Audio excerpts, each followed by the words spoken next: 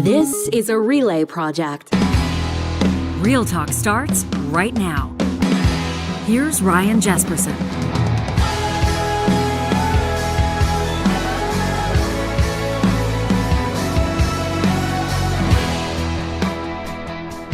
Welcome to a very special episode of Real Talk. This is being recorded from our downtown Edmonton studio, about 211 feet from Rogers Place, the Church of Hockey, where Connor McDavid, Leon Draisaitl, and the Edmonton Oilers claimed but did not touch the Clarence Campbell Bowl, advancing to the Stanley Cup Final as Western Conference champions. What you will hear or see in this episode of Real Talk is three of the only people I think that are actually going to be showing up for work in Edmonton today. We'll be saying hello to Johnny Infamous and Charles Adler in just a second, although I guess technically Chuck joining us remotely doesn't count. So two people in Edmonton that are showing up for work today. Life moving a little slow today in life's YEG. moving downtown, walking from our parking area into the studio today. No just one had around. Kind of a different vibe, but a good one. It's like the city's just breathing. In this episode of Real Talk, we're going to talk about the Oilers as Canada's team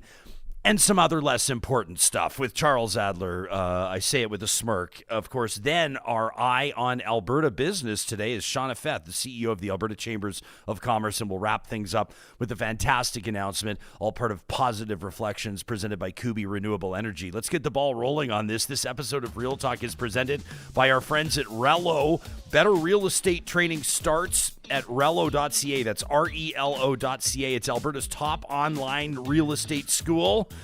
It's designed for the bold and ambitious. If you're looking at a career in real estate, you love the idea of unlimited earning potential. You love the idea of working for yourself, of helping other people. You're going to want to check out Relo. They've got high exam pass rates. They're going to help you. A team of expert instructors available around the clock through the week, including on weekends, to make sure you're prepped to write that exam and get your license. And then once you're started, once this thing is a reality and your career is ready to boom, those same experts are there to support you every single step of the way. That's all part of signing up at Relo. If you use the promo code Ryan100, that's all one word, Ryan100, they'll knock $100 off the Alberta commercial and the Alberta residential real estate bundles. That's Ryan100 at relo.ca. Let's loop Chuck into this before we get going. Charles Adler joins us, the first episode of every week, presented by Tice Automotive Consulting. And Chuck, Johnny, and I, we've sort of had our heads down this morning, so I haven't even really had a chance yet to ask this guy what it was like in the moss pit last night. I'm sure that the party was absolutely wild. But, Chuck, I have no doubt you were watching the game, Game 6, Edmonton Oilers, Dallas Stars, and here you have it. Connor and Leon and their teammates get to play for the first Stanley Cup Final they've ever seen. Well, thank you, Tice. Thank you, Edmonton. Thank you, Johnny and Ryan. And wow, we have Canada's team. I get it. There are people in Calgary who are not happy about it. There are some people in Winnipeg and Vancouver and Toronto who are not happy. But we haven't done this in 30 years. We haven't won. No Canadian-based team has won a Stanley Cup in 30 years. We got our best shot in a very long time starting on Saturday. Yeah, and a formidable matchup with the Florida Panthers, longtime nemesis of the Edmonton Oilers, Matthew Tkachuk, who did some of his finest work as a pest, as a rat. The turtle. With the Calgary Flames, and of course had that rivalry with Zach Cassian, of course, for quite some time. Yeah. Johnny, you were there you were presiding over the Moss Pit. What do they have, about 5,000 people there reveling outside? Incredible. You're spinning the tunes. How would you describe the energy there, man? So lucky, Ryan, to be around for this. And you could sense it in the air last night. I don't want to give too much away, but there were some big wigs, two guys especially who were there last night who came out to the balcony. They're scouting the location. There was a lot of optimism that the Oilers were going to take it, and they started talking to me, and I said, don't say anything. Yeah. Don't jinx it, guys. Let's win it first. But, man, when we won, the place absolutely exploded. What a series with Dallas, though, compared to Vancouver, who pushed us to 7. Dallas, I feel like my only sports talk of the day, 1 and 2, close games. 3 and 4, we figured them out. 5 and 6, we absolutely dismantled them. Compared to last series with Vancouver, where we went right to the brink. But, man, this is going to be a crazy series. Barkov puts smelling salts in his eyes. He's a monster. That guy's insane. Tkachuk's going to fuck everything up. You know it's going to be absolutely insane. Yeah, Charles, this is, I mean, it's kind of cool as well. There's some interesting factors at play here. You've got the Florida Panthers that have never won a Stanley Cup. You got the Oilers that haven't won since 1990. And then, like you said, Chuck, you've got sort of the entire country. I know that people would love to see the Stanley Cup back in Canada. I imagine people have mixed feelings. I was watching the game last night with some family from Vancouver, some family from Calgary, all of them cheering for the Oilers. But I understand not everybody is in that boat. I love the comment from Zach Hyman, of course, former Toronto Maple Leaf, who acknowledged in the news conference last night. He said, "I'm sure that not everybody in Toronto is cheering for us either." That's okay. The sour grapes, that's okay. We get it. Toronto wanted to be there. Playing for the cup themselves. So I get it. I think for a lot of people with hockey as a religion in Canada, you can't just switch and cheer for another Canadian team, but it would be cool to see the cup north of the border. Tough to not get ahead of yourself when you're talking about stuff like this. Well, one thing that was odd to me at first when I was watching that screen on shots, and for whatever reason they have the shots up there all the time, I thought that I was seeing a mistake. I thought that they had it in reverse. Oh, the 10 shots. It's unbelievable to me that you get into game. But to get into the Stanley Cup playoffs with only 10 shots, that's talent. That really is something. I mean, when the Edmonton Oilers shoot, they mean it. The other guys had about 3 times as many shots and just 1 goal to show for it. Yeah. So that was a record. That's the fewest shots ever in a series. By a mile, man. Series clinching game. The next ever. closest is 17 shots. Yeah, so to have 10 was really remarkable. One of the we had a group together. This goal by McDavid, by the way, his first goal. I know everybody's seen it. This is like a top 10 goal of his, I think. It's insane. And that's saying something, but absolutely undresses. That's Miro Heiskanen, by the way. That's and just knew. That's a top 5 D-man in the league that he did that to. This just set the tone. It did set the tone. But, 10 shots all game long. Chuck, one of the folks that was with us, one of the guys that was with us, a buddy of mine, played pro for a lot. Well, he was the captain of the Seattle Thunderbirds for a lot of years. He's the pride of Sylvan Lake, played pro for a lot of years, former Calgary Flames prospect Dustin Johnner. And I said to Dusty, the Oilers had 2 goals on 3 shots.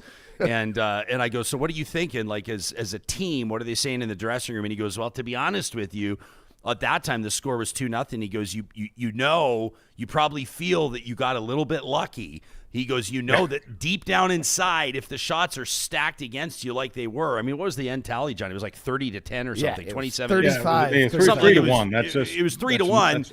And Johnner says to me, he goes, like, deep down inside that you're kind of getting outplayed a little bit, and you're grateful for the goals, but you got to kind of buckle down. And the Oilers did it. But to see them win the game with just 10 shots total is.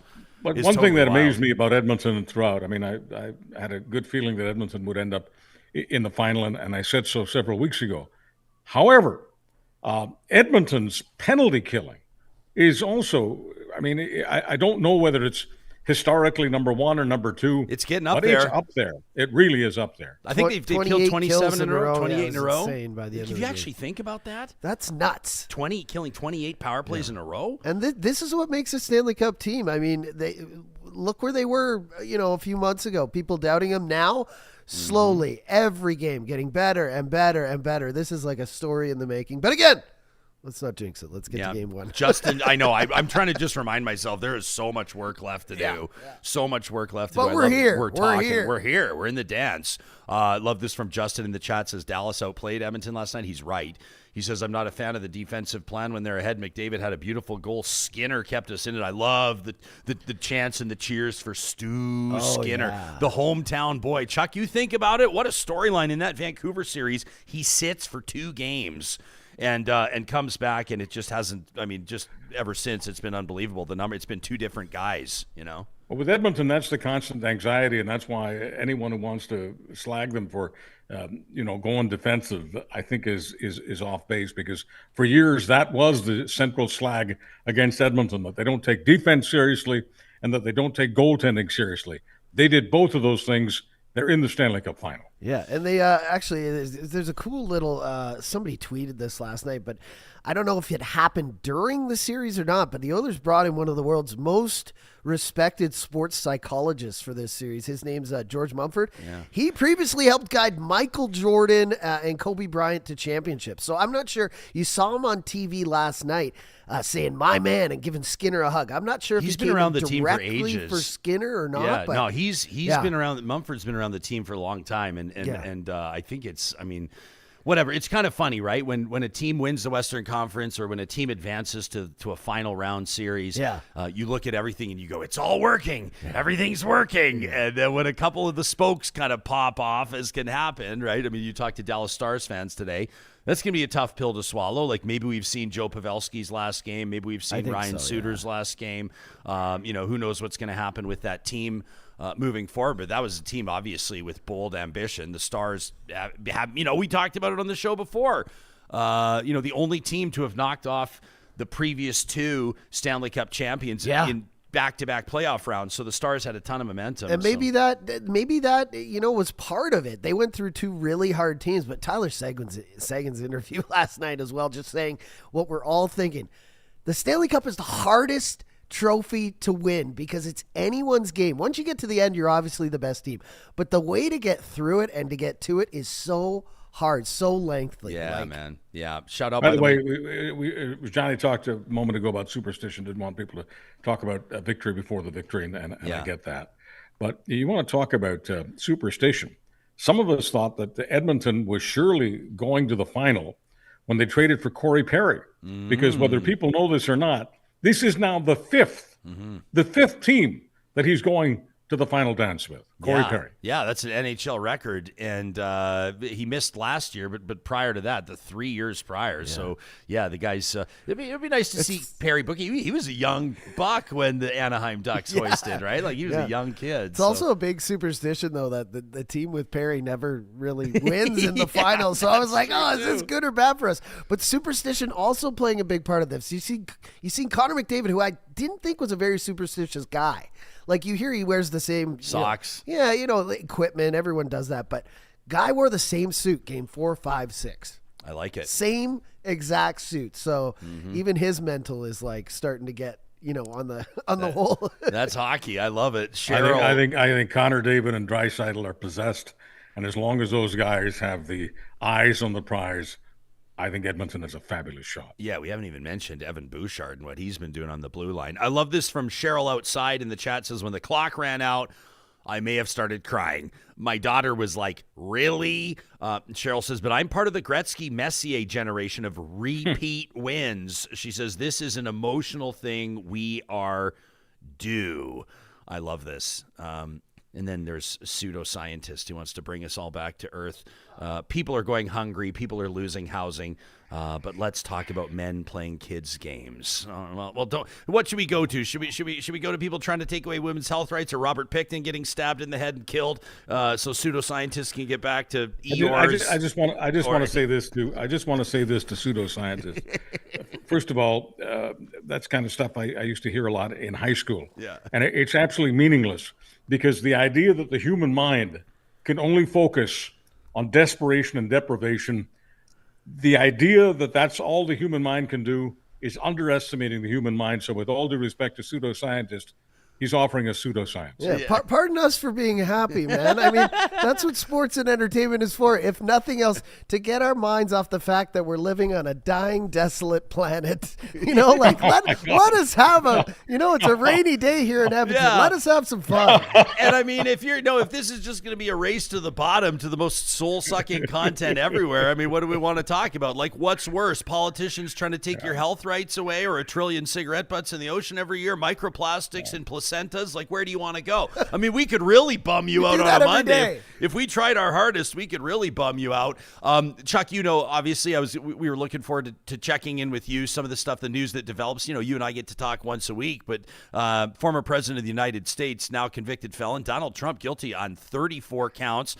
You talked, and we've heard from some Trump supporters, members of our audience, that have said, sort of like singing the refrain of like, this is basically political targeting. This is all over. Like, do you think Donald Trump is really the guy doctoring records on a $130,000 payment to a porn star? He's not the one writing the checks. He's not the one managing the books. This is all a witch hunt. I mean, that's Trump's refrain as well. And then you've got others pointing to polling that suggests that, hey, maybe the Republicans need to find a new nominee for president here. Maybe it's time for Plan B.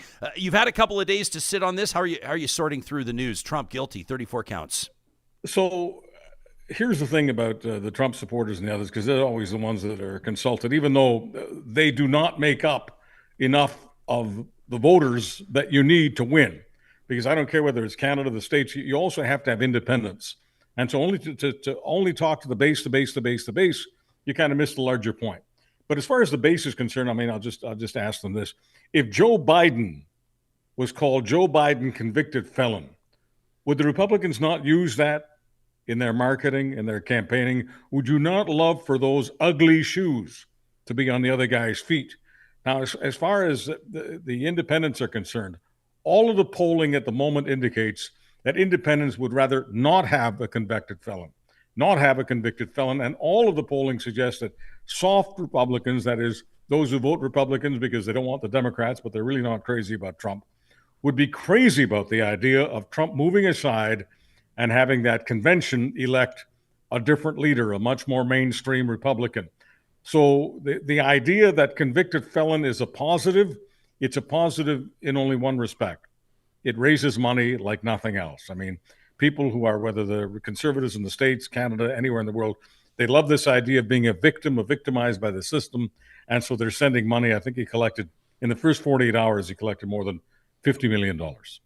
ABC, you've seen this releasing this Ipsos poll, of Americans polled, shows that 50% believe that the verdict was correct. 27%, I don't know if that's right in the middle. I'm trying to decide whether I'm going to say that's almost 1 in 4 or whether that's almost 1 in 3. Believe the verdict was not correct. 49%, let's say half, believe that he should leave the race for president. I don't see him doing it, though, to say the very least. This is maybe the most obvious thing I can say all week. He's not going anywhere. He's not going anywhere. By the way, one polling data from those who don't want either Biden or Trump, it's almost 80%, that virtually 4 out of every 5 Americans who don't want either Trump or Biden want Trump to exit now.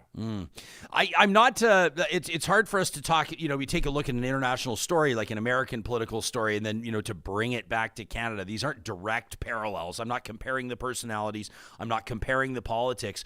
But are you hearing, like I am, a lot of people reflecting the similar sentiment to the state of Canadian politics right now? Like I was talking to a friend just the other day that was talking about, he goes, I think people are ready for a change from Trudeau, like including a lot of Liberal supporters. They're ready for a change from Trudeau, but they're not sold that Pierre Poilievre is their guy. It's kind of an interesting, similar storyline. Different factors at play, obviously, but similar sentiments. And if you asked Canadians, the polling question was, would you rather have both of them gone, both Poilievre and Trudeau out and replaced by, let's call it, more mainstream Liberals, more mainstream Conservatives, whatever. If you want both of them gone, I think the majority of Canadians would probably say yeah, because Canadians want change. They don't just want a change in the government. I think they also want a change from the Conservative Party. I think they want a much more mainstream party that isn't always doing the as I was mentioning earlier, the victim business and Justin Trudeau is responsible for everything, all this simplistic stuff. I don't think the Canadians would be opposed to some statesperson being the head of the Progressive Conservative Party. Yeah. Chuck, on the other side of this break, John, if you don't mind loading up that clip from our Real Talk Roundtable, our group chat roundtable, and talk about abortion in Canada has flared up. And then over the weekend, an interesting development as a Conservative MP, Arnold Viersen, goes on a podcast, this Uncommons podcast, hosted by Liberal MP Nathaniel Erskine-Smith. Since the appearance, Viersen has claimed that he was ambushed, and he's issued a statement. Says basically Pierre Poilievre's making him apologize for what he's been saying about abortion. Right. Kind of an interesting bit of timing considering what we've been talking about here on the show. So we'll go there in a quick second with Charles Adler. First, want to remind you that Adler is presented weekly on Real Talk by our friends at Tice Automotive Consulting. You can find them online at ticeautomotive.com. At Tice, it's Pride Month 12 times a year. But they all hope, Tice does, that you're having a happy official Pride Month, and they look forward to celebrating with you all soon. Every girl, gay, and they has a horror story of an experience at an auto dealer, an auto shop, or with a mechanic. The team at Tice has been there, and they've heard the stories. You've either been dismissed or ignored or confused or worse. At Tice, They want to change that. They want everybody to feel safe and confident in the choices and care they put into choosing their vehicle. Tice does the legwork and gives you the information you need in a safe space. At Tice, your family. Happy Pride Month from our friends at Tice Automotive Consulting.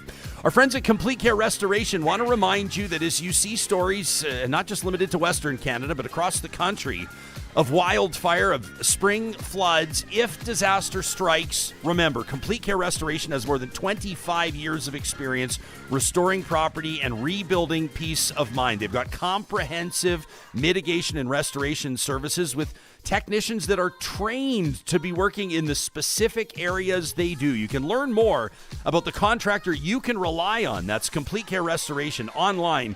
It's the sponsors tab on our website you're looking for. And our friends at Friesen Brothers want to remind you as well, they've got a whole bunch going on at their now 17 locations across the province of Alberta, including their garden center. If this is the week that you're going to get your garden in, make sure you check out your local Friesen Brothers. They love Alberta plants. They love working with Alberta suppliers. That's where most of their plants come from. It's even where their potting soil comes from, which means it's perfectly suited for Alberta climate. If you want your garden to look great now and in the fall, make sure you check out a garden center at your local Friesen Brothers, Alberta grown and Alberta owned.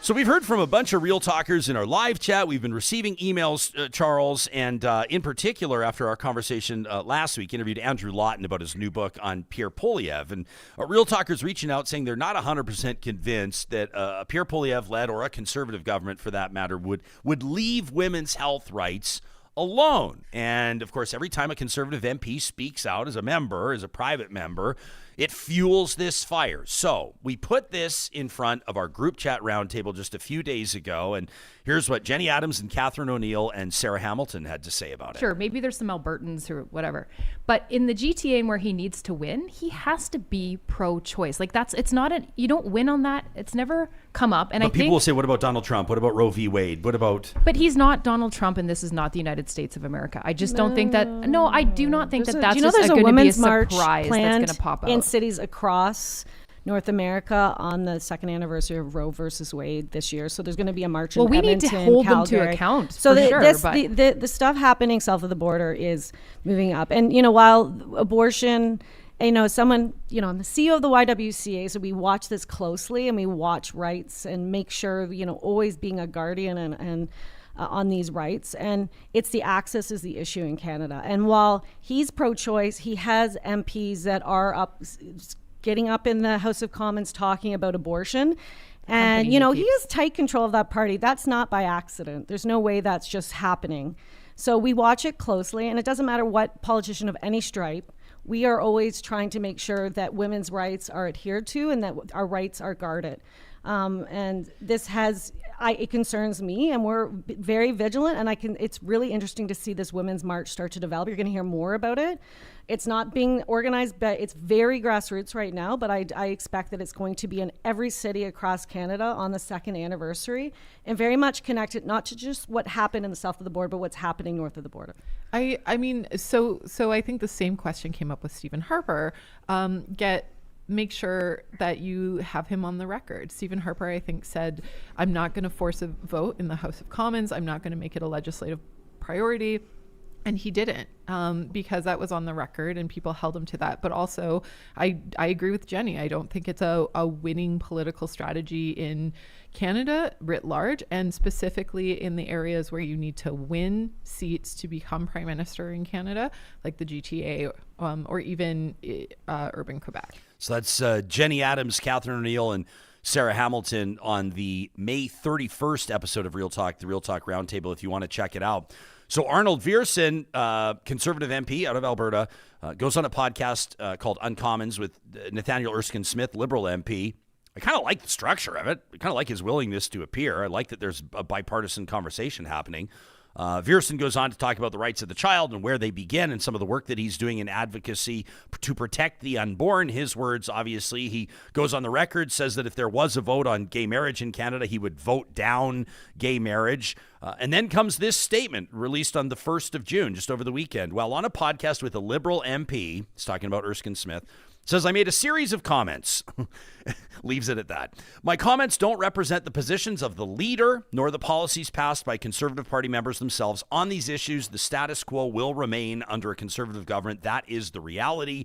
The leader, doesn't name him, the leader, capital L, has been extremely clear on that both now and previously. That from Arnold Viersen. That is what you call a wrist slap at the very least. So the Edmonton Oilers are a professional organization. The Conservative Party of Canada is not. In a professional organization, lines like this would be uttered by the Arnold Viersens and other amateur conservatives. They would simply say, there are many moral issues that I have on many subjects. Most of them have nothing to do with the public policy of the Conservative Party, and most of them have nothing to do with the public policy that I wish to advance as a conservative. Abortion, same-sex marriage, are two of those. Next question. Yeah, no, I feel like the communication from the Conservative Party has been really dialed in from the top, right? Like it was, they're actually some of the conversation we had on the show last week from many of our guests. Some of them maybe not Conservative supporters. Tough to say. On Andrew Lutton certainly is talking about how they've become dialed in. They've become masters of the message. They've really started to understand how to utilize things like social media platforms, in particular TikTok. I mean, Johnny, we've seen like 500,000 views on this, 1 million views on that. Sure. Poilievre's basically done unbelievable on YouTube. And so then here you have MPs speaking out, Viersen speaking out according to his own conviction.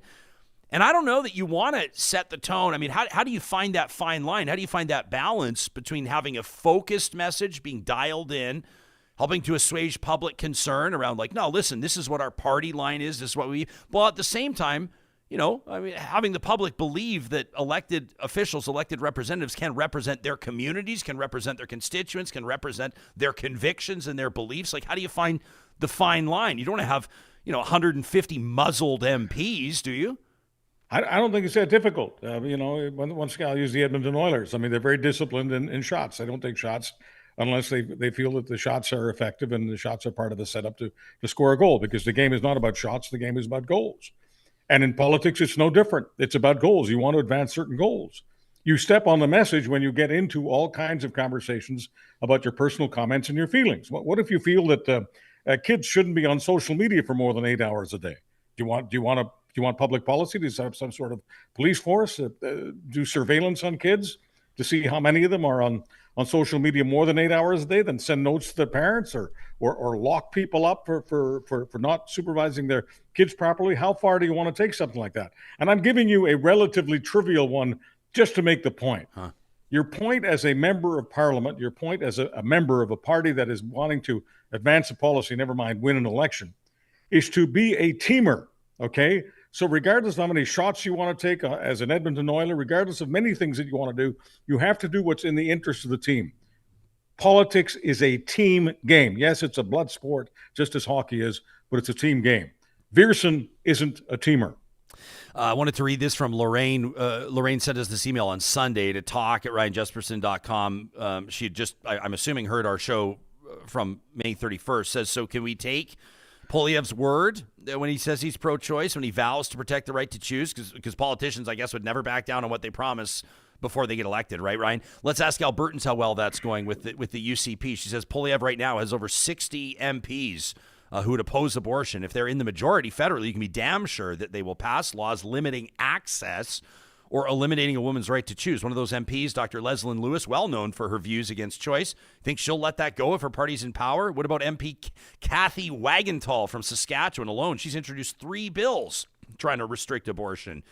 Lorraine says it's funny when you ask Poilievre supporters who are also involved with the convoy or anti-vaxxers, freedom fighters, whatever you have it, their definition of freedom for their way of life means taking away women's freedoms. They're totally against putting a life-saving vaccine in their body, but they'll force a woman to carry an unwanted or non-viable pregnancy. You think it can't happen in Canada, Ryan? The Conservatives federally, provincially love these MAGA Trump policies they see south of the border. Watching 3 Supreme Court justices in the States say that Roe is settled law, then watching them turf it the first chance they had. It's a good example of what happens when you trust powerful people to keep their word, right? She says it set off a horror show for healthcare for women in the States. It starts with banning abortion, then it expands from there. And she goes on to talk about that in detail. She says, imagine our daughters or granddaughters having fewer rights than we've had. She says, Take Back Alberta leader David Parker is against choice. The influence he has on the Premier's office, how far do you think Danielle Smith will go to keep him happy ahead of her leadership review? How far do you think Adriana LaGrange, Minister of Health, will go to impose her beliefs on the rest of us? Interesting, because Lorraine's transition from talking in federal politics to provincial politics. Healthcare is a provincial matter, so she's making a good point here as well. She says, you simply saying Pierre won't allow this to happen, then later everybody's going to say, oh, we were wrong. That's not an option. This is far too important. Voting matters. That from Lorraine. Look, Pierre Poilievre will never look Canada in the eye and say, regardless of how my members feel, there will never be a private member's vote on abortion. He won't say that. And there's a simple reason, and it's connected to cash. Most of the money that the Conservative Party of Canada raises, the majority of those dollars come from people who are pro-life. And so they always are being teased by the Arnold Viersens and even the Pierre Poilievres. That's why there's no Sherman-esque black and white statement. No, we aren't talking about abortion. We aren't passing legislation about abortion. It's ancient history. It's in the hands of the Supreme Court. It's in good hands. It's a right, and we're moving past it. They're never going to say that. I want to ask you about the 80th anniversary of D-Day. We've got an incredible interview coming up on Thursday on the 6th. I don't want to say too much about it yet until it's 100% confirmed, but it's going to be one of the honors of my career. But before we do that, I got to ask you real quick. Do you have anything to say about Robert Pickton dead? I got nothing to say. I think, we talked about victims' family, in particular, unsolved murders, and how potentially it's a shame. Apparently he was planning on writing a tell-all book. I don't know if he would have been confessing or not. Those families will be left without answers. But generally speaking, your thoughts on this? One of Canada's most notorious killers ever. When I see this happening to a Robert Pickton, all I think about is it's really unfortunate that a maximum security inmate has to do the job that Canada could have done many years ago. Under certain circumstances, I believe in capital punishment. With Robert Pickton, there was no chance that an innocent man would be hanged or electrocuted or lethally injected. We should have done it. We were remiss, and so we depended on a killer to do our dirty work. May Robert Pickton rot in hell. Let me ask you, the Thursday, June 6th, circled on our calendar, is the 80th anniversary of D-Day, and I know that this is a big one. We've got some friends of the show that are actually en route right now to Normandy. They're going to be taking it in firsthand. How does it land with you? One of the reasons that I really recoil at terms like Canada is broken is this, and it has to do with D-Day. My father did not put me in a backpack in 1957 to bring me to a broken country. I was born in a broken country. It was broken by fascism, and it was broken by communism. And my grandmother, Elizabeth, told me that every time I had an opportunity to say thank you to a Canadian veteran, I should please do that on her behalf, because without those Canadian veterans, she would not be alive. Indeed, I would not be alive. And so D-Day is one of those days in history where the tide turned against authoritarianism. Fascism was over because D-Day was successful, and D-Day was successful because Canadians and Brits and Americans and others sacrificed. It's a very, very big day. Love chatting with you, Chuck. It's one of the high water marks of every single week, presented by Tice Automotive Consulting. Thanks for doing this. We'll talk to you again soon. Thank you, Ryan. That's Charles Adler. You can find him on X and continue that conversation.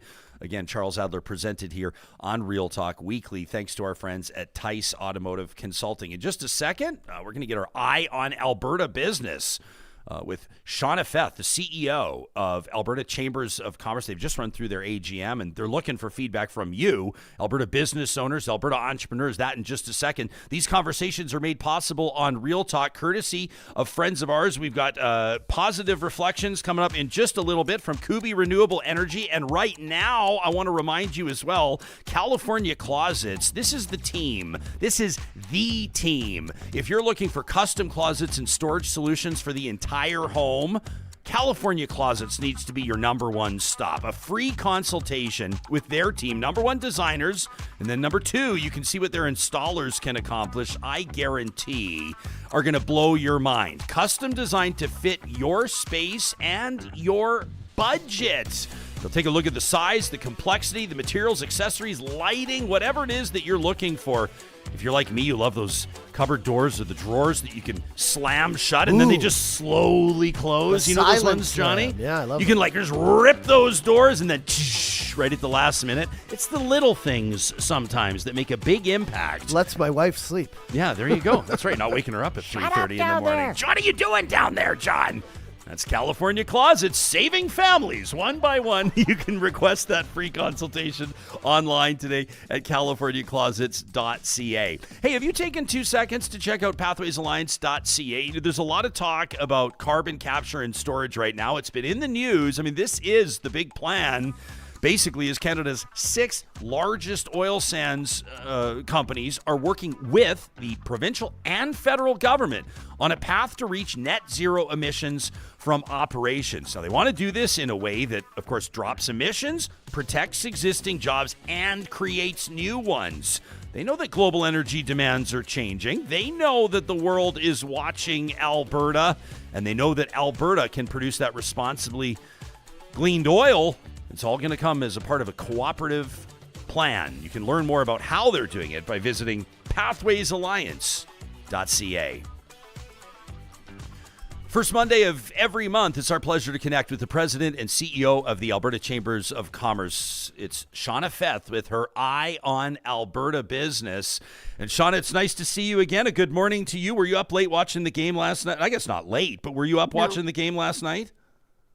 It wasn't late, but definitely it was up watching it for sure. Yeah. Wearing my orange this morning to I like that. show support. Yeah, very nicely done. We were discussing whether or not we got the whole province on board on this one, whether there will be some stragglers coming out of southern Alberta that'll be supporting the Oilers Cup run. You and your team have certainly found a way to get the whole province on board with the Alberta Chambers of Commerce, and you guys are just fresh off the AGM. Yeah, this is just a short time ago. Yeah. Just a couple weeks ago, we hosted our AGM in Red Deer. Fantastic turnout. We had just such a great representation of chambers of all sizes from across the province. So really excited to, 22 policies passed, and we had some unanimous support on some really important policies around childcare and interties and those things. So really excited. We had Premier Smith joined us to help Red Deer celebrate their 130th anniversary. So if you can imagine that, the Chamber's been around longer than the city of Red Deer. Yeah, that's wild. Yeah. Isn't that amazing? Yeah. And such a great story too. Yeah. So they sort of go through a reflection on the benefits of membership 130 years ago, or maybe what the business landscape looked like a century ago versus today. That must have been fascinating to hear about. Yeah, and it is fascinating in terms of, it was a group of traders on the banks of the Red Deer River talking about how they could get together and form a board of trade so that they could collectively bargain a little bit better with their neighbors and, ensure that they were going to have some prosperity in that region. Wow, that's so cool. Hey, what was the childcare resolution that passed? Can you take us into some of the details? I mean, I know people would be very interested once you start talking about that. Yeah, so obviously childcare is a huge challenge for a lot of families in the province, one that we're really closely following because obviously we know businesses are telling us that, skilled workers are one of the biggest challenges that they're facing in terms of trying to get the people that they need to take on the job so that their businesses can prosper a little bit more. And so really it's about looking at the impacts that we're hearing about from childcare providers in terms of some of that auditing, additional costs around auditing, how we can enhance childcare, payment methods, all of those types of things so that we can get costs down for families and we can get individuals back out into the workforce with affordable childcare for all. Is that what both federally and provincially this is being worked on, but we really need to pay attention to some of the red tape that's surrounding childcare and childcare operators. Is that one of the areas where you would see, like, you may have a chamber from a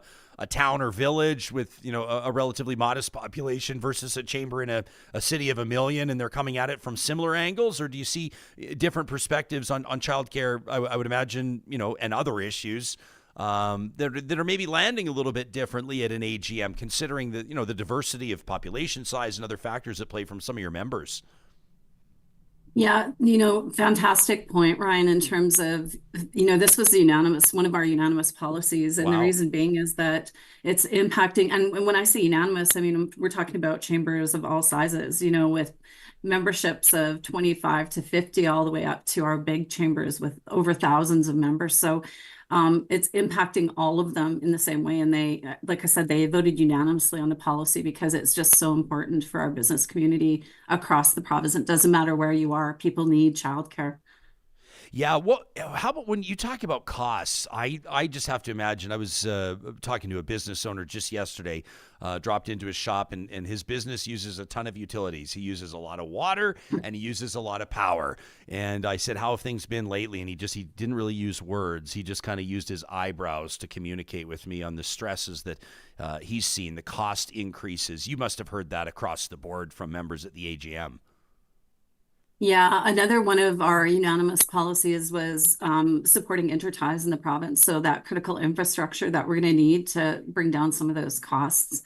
And what I hear is just really sad, to be honest with you, Ryan. Like, I was speaking with a brewery in central Alberta, and when your utility costs start lapsing your lease costs, it's unheard of in terms of being able to do business and in being able to eke out the margins that you need in order to survive and sustain operations. It's so critically important. We, of course, we'll maybe talk about this as well, our provincial priorities research, but 68% of businesses have been telling us that they are very concerned about the cost of utilities and how those costs are impacting their bottom lines. So at the end of the day, if you were to walk away from that AGM, like, was there kind of like, I mean, there's a lot of talk about cost, obviously, operations costs. That's obviously a pressure I think that people feel across the country, and certainly here in Alberta. Was that the common theme, or was there another thread running through that AGM where you noted, business owners, business operators from across the province are honing in on some particular challenges or particular priorities? What else came out of the AGM theme-wise?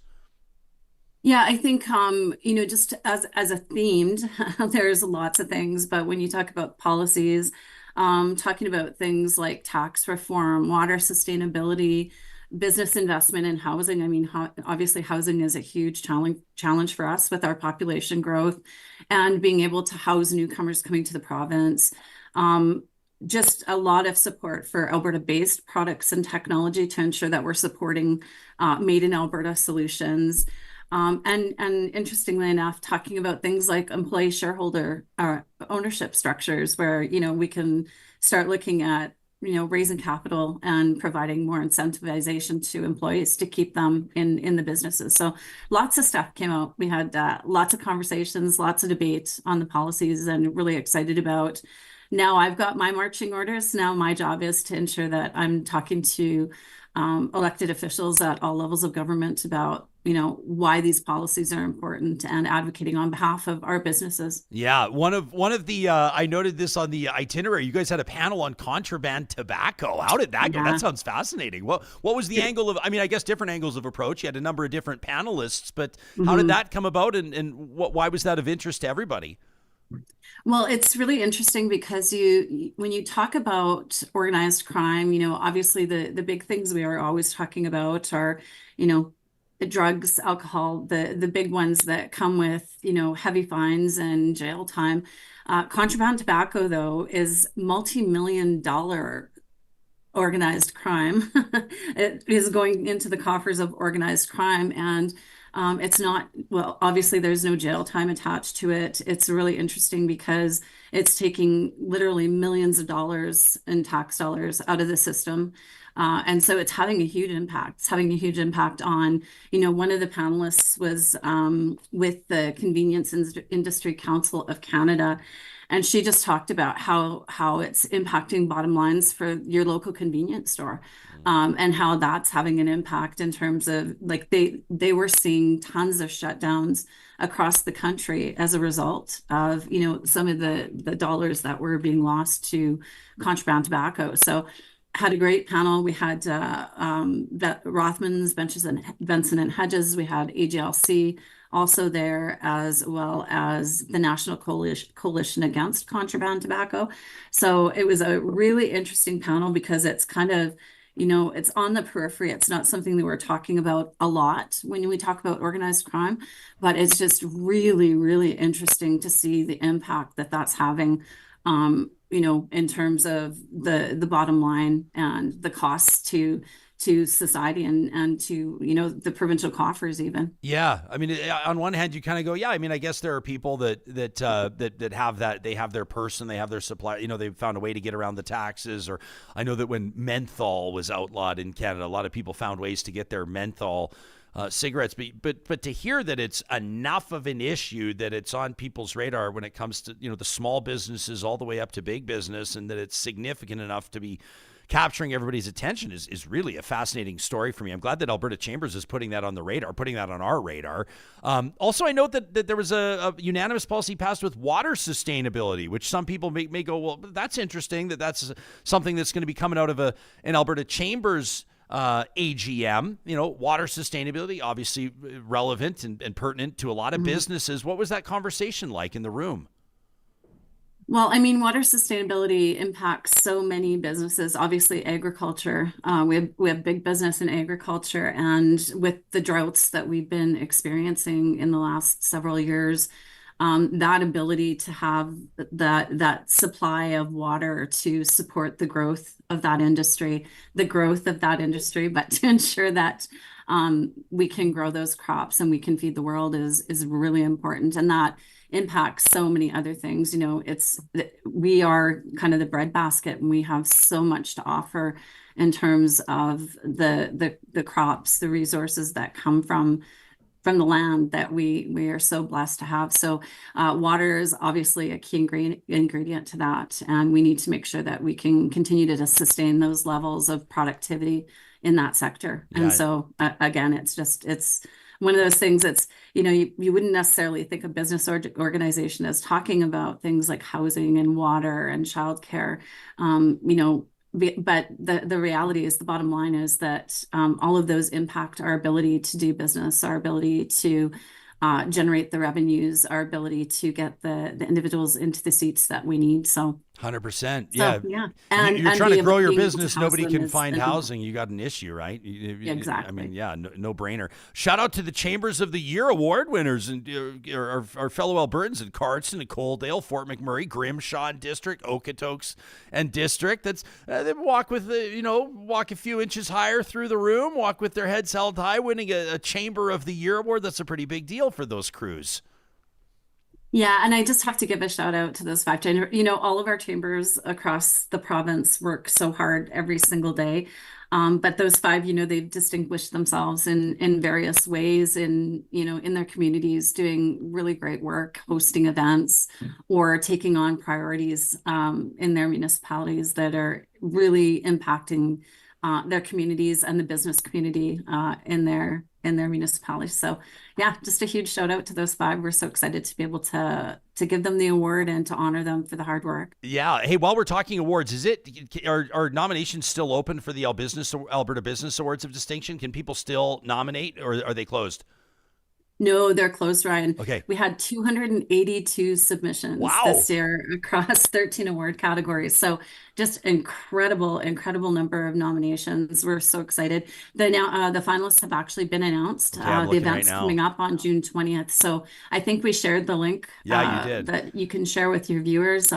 We encourage anybody to come out. I mean, it's just such a fantastic opportunity to celebrate innovative, unique, inspiring businesses across the province of Alberta. So yeah, like I said, coming up on June 20th, and this is the 32nd year we've ran the Alberta Business Awards of Distinction. So looking forward to having everybody join us who'd be interested to support some of those businesses. Yeah, I'm reading through the list right now of the 2024 award finalists. I don't want to say any of them because then I'll be coming across like I'm playing favorites, but some friends on this list, and I'm excited for them. People can check out abbusinessawards.com. We'll link to it in the show notes as well. Since you and I last spoke, I mean, this was relatively recent, just last week, the spring session wraps at the Alberta Legislature, and obviously you and your team are paying very close attention to what happens through session, the implications on business. I know in particular that Alberta Chambers was keeping an eye on this Aboriginal Business Investment Fund and the expansion of resources for First Nations entrepreneurs. At the end of the day, where did that land with you now that session has wrapped? Oh, it's an incredibly positive step. It just gives us the opportunity to have Alberta lead that vision of shared prosperity with First Nations entrepreneurs, and really excited about that because so many of, when we look at the energy industry alone in Alberta, and you're talking about clean technologies, green technologies, so many of those projects can be done in cooperation with First Nations communities, and we're just really excited that the province is funding some of those partnerships and the ability for those types of projects to move forward. And that's just one area. I mean, there's so many different opportunities through that funding. So just an incredibly positive step. Where did you land? I mean, you and I talked, I think before the session even started, about the skilled trade shortage, the skilled worker shortage, and just some of the challenges that businesses are having in either staffing up to where they need to be, or let alone, considering growth. Were you satisfied with or encouraged by any progress in that context over the past number of weeks or months? Absolutely. Same thing. We're just really excited to see the investment into those increased apprenticeship seats across the province. That's critically important for the trades, as well as support for programs like dual credit. So your ability to get students from high school into post-secondary through dual crediting much quicker and get them graduated and into the workforce more rapidly. So funding for all of those types of initiatives is very positive as well. Okay. Cool. Yeah, that's a storyline to follow, right? I'm watching all these bold prognostications around population growth and all that kind of stuff. And I mean, you got to consider like where people are coming from, how businesses are growing. Like you said earlier, 5 minutes ago, where all these people are going to live. I mean, it's obviously exciting, way better than talking about populations that are dwindling or stagnant. But the implications of it are so significant, which is why I think it's great that you and the team at Alberta Chambers are all over this. Before we run out of time, I want to ask you about these provincial priorities, the research that the team does, and to put out a call to action to real talkers who I know would be pretty keen on having their perspectives represented, their voices heard. How can they get involved? Absolutely. So since 2019, we've been doing these major provincial priorities benchmark surveys. It really is and on your show, Ryan, I don't know how many times I've shared stats on, things like electricity and knowing how many businesses are being impacted. So it really touches on the priority areas for Alberta business. It gives us a real-time understanding of where the pain points are and how we can look at advocating on behalf of business around those pain points. It gives us perspective because it's not limited to one size of business, one industry, but really is a reflection of the business environment in the province of Alberta. So I would just really encourage your viewers to take 8 minutes. It's more of an in-depth survey, so it's not one of these hot button ones that we do where it's like a minute. It takes about 8 minutes, but highly encourage you, if you're a business owner in the province of Alberta, to do that survey, give us some of the information that we need so that we can better advocate on behalf of businesses within the province, because that's really the intent of this. The other thing too with the benchmarking surveys is that then we can also see over time, year over year, what's changing where those priorities are for Alberta businesses. Yeah, I always try to think of things in terms of when you say, yeah, it is 8 minutes. It is 8 minutes. I think, man, I waste 8 minutes at least several times a day scrolling on my phone with nothing that adds any value. So to take 8 minutes and to have your voice heard on something like this is a great opportunity and a really big deal. We'll link to everything in the show notes on the podcast and on YouTube, but people can also check out abchamber.ca to learn more about the work that the Alberta Chambers of Commerce are doing. Is there anything else that I know you guys have the e-petition going with capital gains. You got a whole, but your team is like pedal to the metal, right? You guys didn't get the memo. The summer is coming. You guys are like full speed ahead. I love it. Yeah, no, there's no such thing as summer in the chamber world. It just gets busier and busier. But it's funny because when you said the 8 minutes thing too, I'm just like, I can just see my team cringing. I know that they're just cringing that I said that more than once. So to your point, please, it's only 8 minutes. It's only 8 minutes. That's like Stairway to Heaven once, I think. It's nothing. That's nothing. Yeah. And so the capital gains petition that's going now, critically important. Obviously some major changes came down in budget. They pulled it out of the omnibus, so they're going to be debating it separately. But just to go from 50% to 66% on anything over $250,000, well, I mean, that's just going to critically impact small business owners, everything from, housing to healthcare. Professionals that have professional corporations are going to be impacted. So I really highly encourage everybody to take a look at that petition, sign off on it. As these are going up, the MP from the St. Albert region will be standing up and bringing it up over and over again. So this is just something that we need to continue to keep our foot on the gas pedal.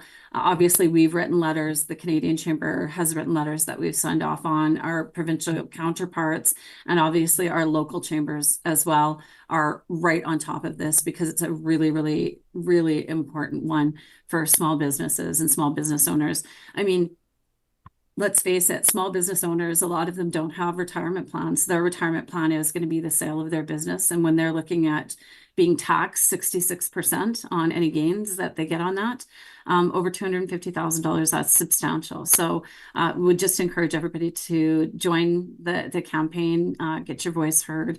And as small business owners, it's critically important that we're paying attention and we're really pushing the federal government to pull this. Okay, so you've got the capital gains e-petition open. You've got the provincial priorities survey open till June 7th. So folks have a few days to complete that, 4 days to complete that. And then, of course, the Alberta Business Awards of Distinction go June 20th. That's always such a great party. And obviously everybody's celebrating some of the like the upstarts and the smaller businesses. And then I like even like the marketing awards, some of the bigger businesses, and just everybody doing a great job. Again, abchamber.ca. That's the Alberta Chambers of Commerce, led by our guest the first Monday of every month. She's got her eye on Alberta Business. It's President and CEO Shauna Feth. It's nice to see your face again, Shauna. Thanks for doing this. You too, Ron. And maybe could we just plug that I think following the Alberta Business Awards of Distinction, we're actually going to do a panel with you with some of the winners. I love that. So, we'll do it right here on Real Talk. I didn't know if we were revealing that yet, but that is. I'm sorry. No, it's not. It's Spoiler fine. alert. No, that's great. You're the one that gets to make the big announcement. So yeah, we're gonna bring in 3 of the movers and shakers, and of course they'll represent diverse and different perspectives, different industries, and we love that. Like just picking the brains of people that are excelling in their field, figuring out how they're doing it. I'm always keen to figure out how people are getting past the hurdles, how they're solving the challenges and the problems. Yeah. It's great to focus on the achievements, obviously, but I love hearing like what's the biggest challenge you're facing and how are you combating it or how are you counteracting it. That's the stuff that people can relate to across the board, you know. Excellent. Well, looking forward to it. Thanks again for having me, Ron. You bet, Shauna. Nice to see your face. Take care. That's Shauna Feth, President and CEO of the Alberta Chambers of Commerce. Interesting, that contraband tobacco panel. I saw the live chat just lit up there. Gets people fired up. It does get people all kinds of fired up, which I thought was it. It reminded me of a story that this is, I don't know, can I say that I've loved this story, but Charley Hull, have you been paying attention to this golfer? Women's pro golfer at the U.S. Women's Open, she just like started ripping darts all tournament long, basically. Yeah. And she was there. She was on like on the driving range. She was walking around signing autographs, just smoking a cig. And it's just something that you don't. And I saw Rick in our live chat says, how are cigarettes even legal anymore? And I thought, what's really funny, I saw a Golf Reporter. I was trying to figure out, is this a joke or is this a real quote? Yeah. But they said that, did you see this? That somebody in Charley Hull's camp said that the reason she's smoking cigarettes is because she's trying to quit vaping. What? Hey, Charlie, you're going the opposite. You're going the wrong way. Like, what do you mean you're trying? How do they know which way we're going? I mean, don't get me wrong. Vaping is chemicals too. Far more in cigarettes, though. But I don't think somebody commented in here, and I agreed. I was thinking the same thing. Tobacco's not the problem. It's, the plant tobacco isn't the problem. Cigarettes are the problem. Cigarette marketing is the problem. Tobacco is used in all types of cultures. It's a propped up, important plant that people use for ceremonies and all sorts of other stuff. So I'm not going to come directly down. You got to show this video, Johnny, because somebody's saying it's a photoshopped photo. No, it's not. No, this is real. Here she is, ripping darts while signing autographs. It's so funny, golf too. Like I know you love golf, and golf's a very hard sport. I get it, but it's always funny when people are like the best athletes in the world. I'm like, these guys are ripping darts, drinking beers. Nobody says golfers are the best athletes on it. Nobody, you know what I mean? Nobody says well, that. Well, people say it's one of the most difficult sports to be the best at, right? Sure. And then they're but like, so is darts, probably, and bowling. But when you say the best athletes, I'm like, look at these people. I asked my buddy last night because he was asking about the Real Talk Golf Classic, June 20th, by the way. We're almost full. Yeah. He was asking for a foursome, and I said, he's like, I love golf. And I'm like, yeah, golf's okay. Like, John, you watch your mouth. You hate when I do this, but I'm not like a huge golf fan. But it's great to be out there, sunshine, whatever. But I'm like, what do you like most about golf? My buddy DJ Alizane, he's like, ripping beers with the boys. Yeah, that's the whole point. And I'm like, that's that has nothing to do with the actual sport, though. The actual skill. Well, I mean, in a way. So people are going now. Is Charley Hull? Is she like the LPGA's answer to John Daly? I was just thinking of Daly. John Daly, who's sort of famous, for his off. I wouldn't say off-course antics because the antics were on the course as well. But you look at John Daly, and obviously there will be some. Like, I'm not going to sit here and judge people's lifestyle. Who am I to judge? He's an incredible golfer. But first of all, an incredible golfer. But also people like you look what he did as a. And I'm not saying you have to smoke cigarettes to do this, kids. Don't smoke, kids. No. But how likable John Daly is. Everyone loves him. And then you look at he's got this like cult following, and I think it's safe to say that there are a lot of people, and this kind of sucks actually. But there's way more people, like millions more people know Charley Hull's name now that she's been smoking while signing autographs at the U.S. Women's Open, like than before, just like as an accomplished professional golfer, right? Like it's just sort of put her on everybody's radar in a different level. People love, the James Dean thing. People love a rebel, right? And by the way, John Daly, I saw him the other day, last week, actually hit. It was like an amazing shot, one-handed, barefoot, with a cigarette and a drink in his hand. And it was just like. Well, he'll play charity tournaments, and he'll put a ball on top of a beer can or Diet Coke. He crushes Diet Cokes as well. Drinks a lot of and Diet just Coke. Like we'll hit it like 280, 300 down the pipe off a Coke can, and you're just like. What is this? I mean, like I have more appreciation for that than but that's something pretty inherent, though. You can tell. It's like just some people are just born with amazing talent like that. Right? How about this from Ken, who says, "You want to smoke? Go for it. Just don't complain about the taxes to offset healthcare costs, and don't smoke so that I need to breathe it or smell it. If you can make that happen, go at it." Sure, but the taxes on cigarettes are very high now. Oh, it's very wild. high. I think they're like $25 a pack. And now, if we're talking about health, like why isn't there that much tax on, I don't know, cheeseburgers or sugar or whatever? Oh, right? You are opening Pandora's box right now. I know, but you know what I'm saying. It's in taxes. If the reason for the high tax is because we're saving lives, there's a lot of other things we could tax as well that aren't being taxed with pop. There you go. But then once you start to pick and choose, then you start to get yourself into a quagmire, right? Like I understand that I do think that certain things should be taxed heavily and but you also look at some of the flip side implications. We talk about, cannabis, and we've talked about the cannabis market and the landscape in Canada since legalization and the fact that the black market still thrives. I love people call it the gray market. People say the black market and the gray market. There is only legal and illegal. What's the gray market? The gray market is middle where ground? people feel like, well, you can go online and there's these websites and it's all, you send them an e-transfer and they send you the stuff and it's the gray market. There's no confirmation that it's going to be real. So the idea being that like you can tax cannabis and then that money can go fund healthcare and all this. Well, you're not collecting taxes if people aren't buying it legally. So, there's that. So the contraband tobacco conversation, I thought it was really interesting to see it on the itinerary there, the rundown for the AGM for the Alberta Chambers of Commerce. So I wanted to make sure I asked Shauna about it. Yeah, and people are choked at you now. People are but the cheeseburger craving thing? cheeseburgers. I'm People not are saying craving cheeseburgers. ban now. cheeseburgers. Yeah. Johnny wants to ban cheeseburgers. Yeah, Daniel says, as soon as you guys started talking about this, I thought of John Daly right away. Said the guy can golf one-handed while drinking beer better than most people can golf with two. You're 100% correct. That's why he's John freaking Daly. He's one of those guys too who's going to be like the outlier. Like he's going to live to like 106. And people are going to be like, see, it's like George Burns, The guy the had health people are wrong. Cigar in his mouth for like his entire life and lives to 100, which just thought was absolutely hilarious. I had something, I was able to be a part of something, and by that I mean just show up at something, and my heart was absolutely full. My heart was exploding heading into the weekend. And Johnny, I thought it might be perfect for our weekly tradition, presented by our friends at Kuby Renewable Energy. Who was it at the beginning of the show that was choked? We were talking about sports, pseudoscience or something, pseudoscientific. I think it was Deborah Downer. Deborah M. Downer. Sorry to disappoint you with another good news, happy story, but this is what we do. The first episode of every week, presented by our friends at Kuby Renewable Energy. It's Positive Reflections, and I want to give a shout out to the Andreychuk family, Johnny. Okay. Now, several years ago, this family experienced a great loss. A dear friend of theirs by the name of Adam was diagnosed with Lou Gehrig's disease, with ALS, and ultimately passed away. But the Andreychuk family, in Adam's honor, have been running once a year their Awesome Lemonade Stand, the ALS, the Awesome Lemonade Stand. And this trio of siblings, this is Claire and Adam and Elizabeth. They do all the heavy lifting. Mom and Dad and Grandma and Grandpa and the neighbors and everybody else helps out by donating things like butter tarts and ginger snap cookies. And you thought you were hungry talking about cheeseburgers. I was talking about shortbread and chocolate chip, and they had carrot muffins, and they had all kinds of stuff. It was amazing.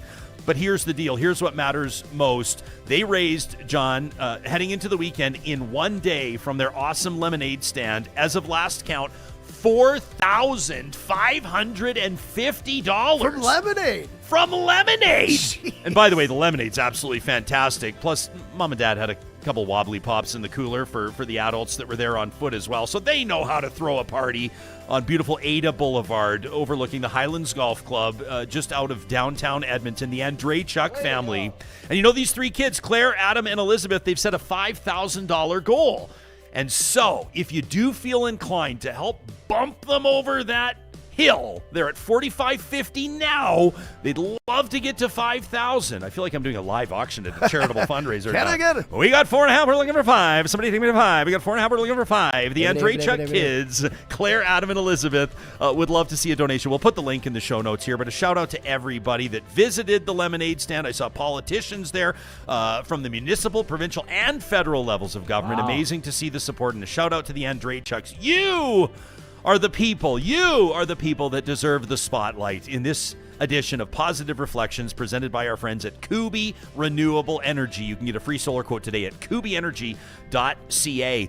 Coming up a little bit later on this week, I'm excited. Our buddy Wyatt Sharp is going to join us again. This is the 15-year-old podcaster, the guy that sits down with world leaders, and he's an absolute phenom. So he listens to Real Talk. He reached out. He said, I have a thought on phones in schools. I said, Wyatt, we want to hear from you. Coming up on the 80th anniversary of D-Day, that's going to be June 6th, a very special edition of Real Talk coming at you. I think this one's going to knock your socks off.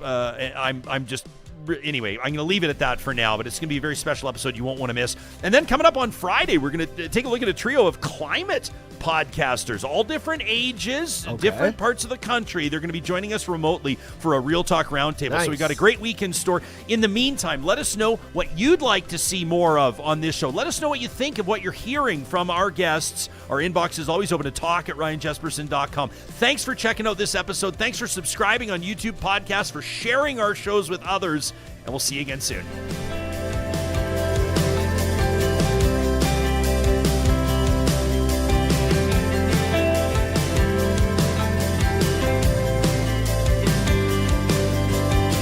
Real Talk is hosted by Ryan Jesperson, executive producer Josh Dunford, technical